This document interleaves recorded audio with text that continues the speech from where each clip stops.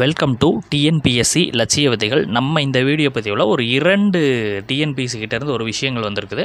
So அது குறித்த ஒரு அப்டேட்டுகள் நம்ம பார்க்கலாம். ஓகேங்களா. ஃபஸ்ட்டு அதில் என்ன அப்படின்னு பார்த்தீங்கன்னா, டிஎன்பிஎஸ்சி குரூப் 4 சான்றிதழ் சரிபார்ப்பு. ஓகேங்களா. பதிவேற்றம் செய்ய கடைசி நாள் 21/11/2024. ஓகேங்களா.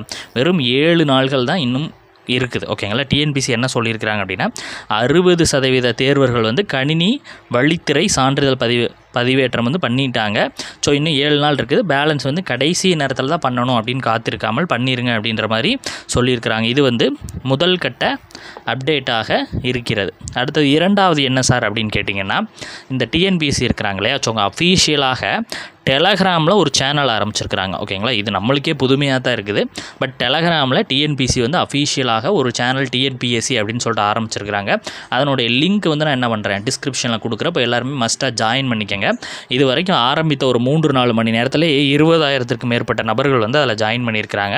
ஸோ அது அஃபீஷியலாக டிஎன்பிஎஸ்சியை டெலகிராம் லிங்க் இருக்குது. அதில் என்ன சொல்லியிருக்கிறாங்க அப்படின்னா, எல்லா அப்டேட்ஸுமே நாங்கள் அந்த டெலகிராம் லிங்கில் கொடுப்போம், நீங்கள் பார்த்துக்கலாம் அப்படின்ற மாதிரி டிஎன்பிஎஸ்சி தரப்புலேருந்து சொல்லியிருக்கிறாங்க.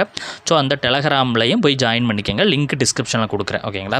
ஸோ சான்றிதழ் பதிவேற்றம் 7 நாள்கள் தான் இருக்குது, முடிய போகுது. அது குறித்த ஒரு விஷயத்தை நம்ம சொல்லியிருக்கிறோம்.